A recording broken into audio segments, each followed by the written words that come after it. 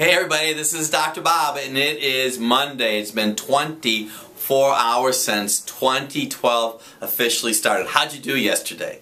I know I did really good and I missed some of the things that I have passion for. But you know why I'm doing this? Because I'm trying to not only help me, but I'm trying to help each and every one of you also. What is your goal? I know, I was thinking about this on my way to the office this morning.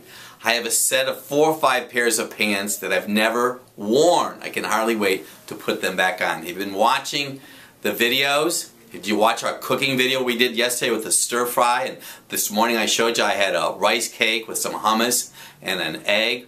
What are you doing?